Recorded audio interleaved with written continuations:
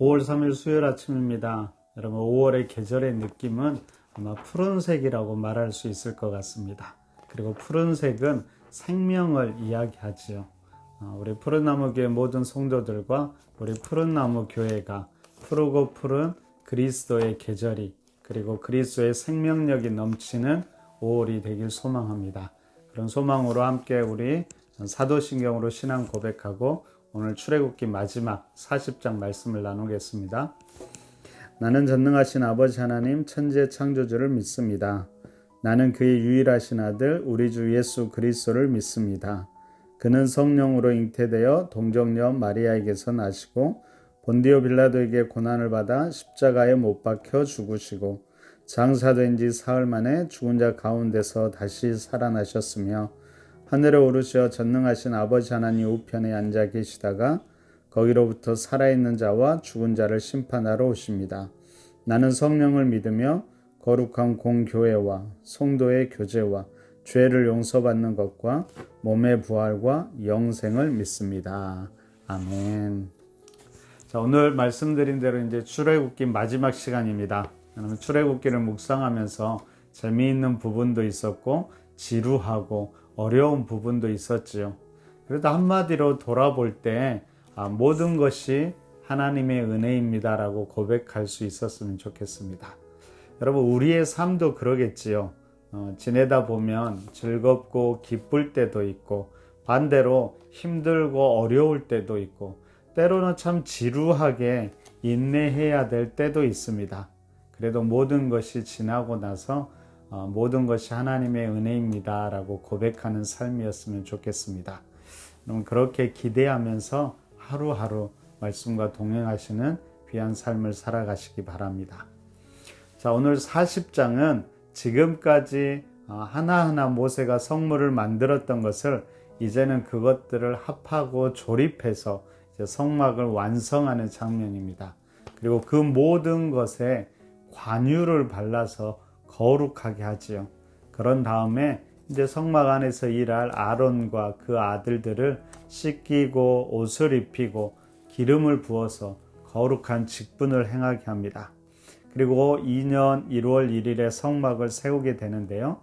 그때에 구름이 회막을 덮고 여호와의 영광이 성막에 충만하게 됩니다. 여러분 하나님께서 성막과 함께 하신다라는 상징적인 모습이지요. 그래서 이제 그 성막과 함께 하시는 하나님과 함께 이스라엘 백성들이 이제 새로운 땅으로 나아가게 됩니다. 성막에서 구름이 떠오르면 이스라엘 자손이 행진하고 그 성막에 구름이 머물게 되면은 이스라엘 자손들도 계속 머물게 되는 것이지요. 여러분 이런 성막의 참된 의미가 무엇일까요? 물론 성막은 하나님이 함께 하심을 상징합니다. 근데 이전에도 이미 하나님은 함께 하셨죠. 내 성막을 통해서 함께 하시는 하나님은 우리의 구체적인 삶의 자리에 오셔서 우리와 함께 한다라는 의미가 있고요. 또한 보이지 않는 하나님이 우리의 피조물의 눈에 직접 보이게 된다라는 것이 의미가 있습니다. 그래서 계속해서 이 성막이 비유하는 것은 무엇이라고 그랬죠? 예수 그리스도라고 그랬죠. 우리는 예수 그리스도를 통해서 하나님을 볼 수 있듯이 이 성막 가운데 임재하시는 하나님을 보게 되는 것입니다. 뿐만 아니라 이 예수 그리스도는 믿음의 사람들이 믿음의 공동체가 마땅히 되어야 할 모습이기도 합니다. 그래서 오늘 마지막으로 성막의 중요한 요소들을 몇 가지 살펴보면서요. 오늘을 살아가는 우리의 믿음의 모습이 어떠해야 되는지 우리의 공동체의 모습이 어떠해야 되는지도 함께 살펴보도록 하겠습니다.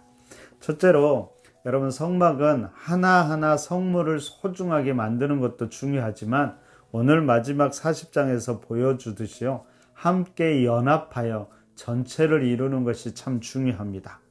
여러분 공동체 안에는 모두에게 각자의 고유한 자리가 있습니다. 그 각자의 자리를 잘 감당해 주는 것이 중요하고요. 또한 그 자리를 감당하면서 전체와의 조화를 이루는 것이 참 중요합니다. 혼자가 아니라 모두가 하나의 거룩한 목적을 위해서 자기의 자리를 감당하고 동시에 전체로 하나로 연합해 나갈 때 그 공동체는 예수 그리스도를 닮게 되고 하나님의 사역들을 이루어 가게 되는 것이죠. 그러기 위해서는 중요한 건 뭘까요? 먼저 개개인이 하나님 앞에 거룩하게 서는 것이 필수적입니다.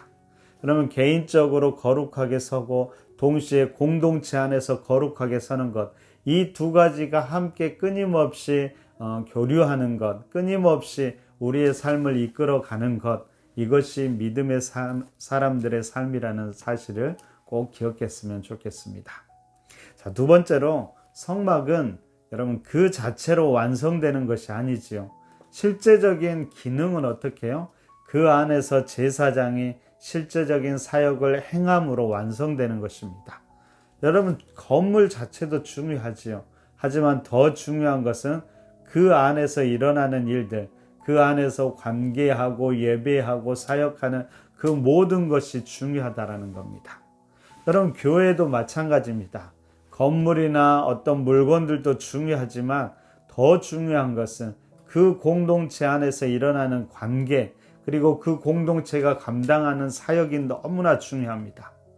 여러분 모든 그리스도인이 가장 기본적으로 감당해야 될 사명은 여러분 예배이고 복음이지요. 복음을 전하는 일입니다. 우리 푸른나무 교회도 이 예배와 복음 전하는 일이 잘 이루어졌을 때 그것이 하나님이 기뻐하시는 공동체로 설 수 있다는 사실을 기억하셨으면 좋겠습니다. 그래서 이 5월에도 다른 무엇보다도 우리가 예배드리고 복음을 전하는 일에 최선을 다했으면 좋겠습니다. 자, 세 번째로 모든 것에 관유를 발라서 최종적으로 거룩하게 하는 것을 우리가 오늘 본문을 통해서 보게 되죠. 여러분 이 관유는 하나님의 지시에 따라 특별하게 만든 것이었습니다. 여러분 예식용 기름이자 성별하게 하는 향유였지요. 그것을 모든 기구에 그리고 제사장에 바릅니다. 이로써 물품들과 사람들이 구별되고 거룩한 것으로 구별되고 특별히 아론과 그 아들들은 제사장 직분을 행할 자격을 얻게 됩니다. 여러분 현대시대에 이 기름을 바른다라는 것은 아마도 성령의 기름 부으심을 우리가 생각할 수 있을 것입니다. 우리가 교회 안에서 어떠한 일을 행하든 어떠한 모습으로 서든 중요한 것은 성령의 임재, 기름 부으심이 중요할 겁니다. 여러분 오늘 우리가 삶의 자리에서 살아가는 것도 마찬가지입니다. 우리가 하나님의 뜻대로 살아간다라는 것은 성령의 임재 가운데 세상 속으로 나아가는 것입니다. 그러니까 오늘 말동아 하루를 시작하는 이 시간에도 우리가 제일 먼저 구해야 될 건 무엇일까요? 성령의 인도하심과 이끄심, 임재를 우리가 기도하면서 나아갈 수 있어야 한다는 것입니다. 여러분 꼭 이 말동아 마지막에 오늘 하루를 살아갈 힘을 달라고 성령의 임재를 구하시는 귀한 시간이 되시기를 바랍니다. 자, 네 번째로 여러분 이 모든 것은 그리고 모두는 하나님의 명령과 뜻 안에서 이루어지게 됩니다. 여러분 성막을 만들 때 제일 중요한 것은 여호와께서 말씀하신 대로라고 했습니다. 여러분 이것은 지도자뿐만 아니라 모든 백성에게도 마찬가지고요. 모든 백성들뿐만 아니라 지도자에게도 마찬가지입니다. 모두가 하나님 안에서 하나님 말씀대로 살아가야 한다라는 것이죠. 이것은 개인적인 삶도 공동체의 삶도 마찬가지입니다. 모든 믿음의 사람들이 하나님이 말씀하신 대로 살아갈 때 비로소 우리는 하나님의 뜻을 이루어 가게 될 것입니다. 여러분 이런 것들이 바로 우리 자신의 모습이 되어야 되고요. 우리의 가정의 모습이 되어야 되고요. 우리 공동체의 모습이 되어야 합니다. 다시 한번 이 성막을 마무리하면서 우리 자신의 모습, 우리 가정의 모습, 공동체의 모습을 생각해 보고 어떻게 되어야 될지를 구체적으로 기도하시는 우리 성도님들이 되시기를 바랍니다. 자, 이렇게 성막이 다 완성되고요. 이제 이 성막이 세워진 때에 대해서 이야기하는데요. 2절을 보니까 첫째 달 초하루 성막 곧 회막을 세우라고 말합니다. 하나님께서 의도적으로 그러셨는지 모르겠는데요. 자, 성막과 함께 새롭게 시작하기 위해서 첫째 달 초하루 1월 1일 새롭게 시작할 수 있게 하나님께서 하신 것입니다. 그래서 이 성막을 때로는 창조의 작은 연장이라고도 말합니다. 하나님께서 세상을 창조하시고 타락한 세상을 홍수로 심판하셨습니다. 그리고 의인 노아를 통해서 다시 한번 세상에 기회를 주시는데요. 여러분, 그때도 노아가 601세 되던 1월 1일이었습니다. 하나님은 이제 노아를 통해서 새로운 시작을 하기를 원하셨죠. 마찬가지로 새로운 해 1월 1일에 이 성막을 세우면서 하나님은 이스라엘과 새로운 역사를 이루어 가기를 원하셨던 것입니다. 여러분, 우리의 삶 가운데 그렇게 늘 새롭게 하시는 하나님을 경험할 수 있어야 되고요. 그렇게 새롭게 하나님과 시작할 수 있어야 하는 것입니다. 여러분, 이런 이야기가 이제 출애굽기 40장의 마지막 마무리가 되는 것이지요. 그럼 이처럼 출애굽기 40장은 성막을 완성함으로 끝이 나는데요. 여러분, 이것이 출애굽기의 끝이긴 하지만 가나안 땅을 향한 하나님 나라를 향한 여정에서 보면 이것도 하나의 과정일 뿐이지요. 이제 이스라엘 백성들에게도 또 다른 삶이 펼쳐지게 될 것입니다. 여러분, 우리 인생도 그렇습니다.